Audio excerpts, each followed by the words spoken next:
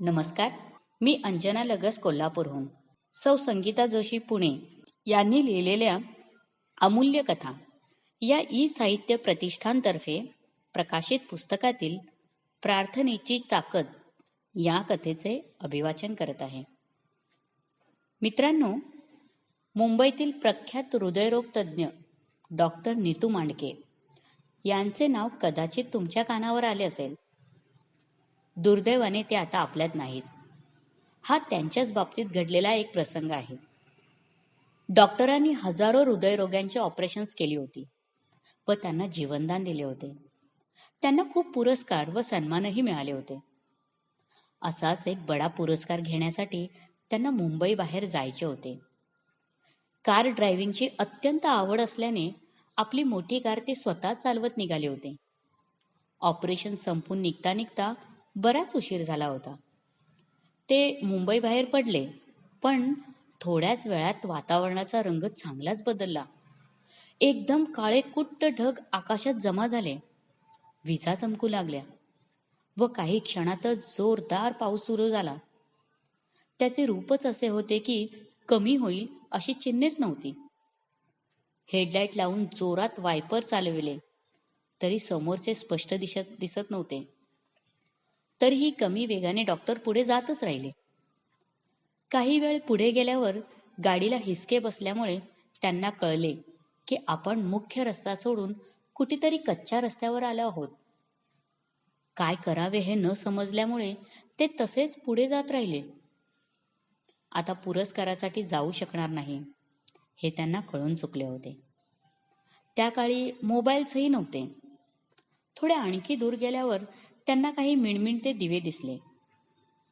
पहिल्याच झोपडीवजा घरापाशी ते थांबले, कारण तशाच पावसात पुढे जाणे शहाणपणाचे नव्हते. आत गेल्यावर एक बाई व तिचे लहान मूल तिथे राहत असल्याचे कळले. माणुसकी असल्याने त्या बाईने डॉक्टरांना बसायला कांबळी दिली. कोरा चहा चालेल का असे विचारले, कारण दूध नव्हतेच. मूल सारखे रडत होते. तरी तिने चहा आणून दिला. मुलाला शांत केल्यावर ती म्हणाली, मी देवाला दिवा लावते आणि प्रार्थना करते. तुम्ही बी करा की माझ्या संग. डॉक्टर मनात म्हणाले, आता हिला कसं सांगणार की मी देवबिव काही मानत नाही. त्यापेक्षा हात जोडलेले बरे.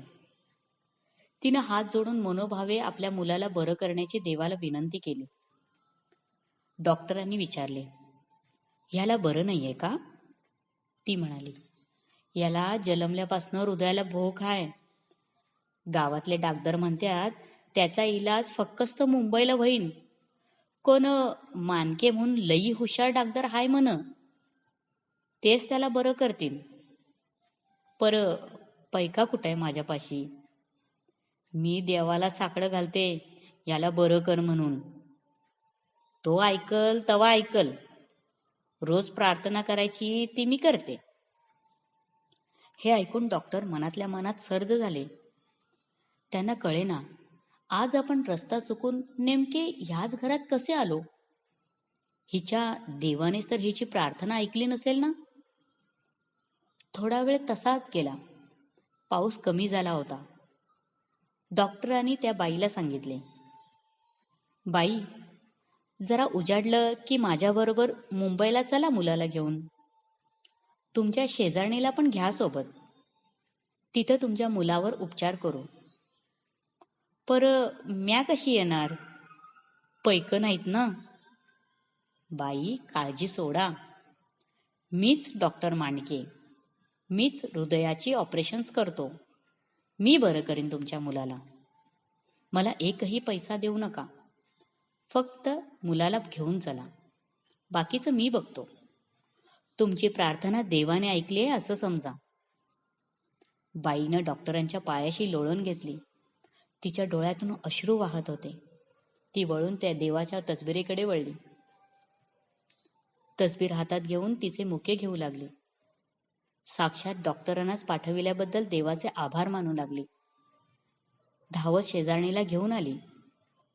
पुढची कथा आपल्या अपेक्षेनुसार घडत गेली. डॉक्टर मांडकेंनी मुलाचे ऑपरेशन करून तो बरा होईपर्यंत तिला हॉस्पिटललाच ठेवून घेतले आणि बरे करूनच घरी पाठवले. ती बाई तर अत्यानंदात घरी गेली. पण इकडे डॉक्टरांनी मनातल्या मनात मान्य केले की देव ही एक अशी काहीतरी शक्ती आहे की जी मनापासून केलेल्या प्रार्थनेला नक्कीच प्रतिसाद देते. खरोखर प्रार्थनेत प्रचंड ताकद असते.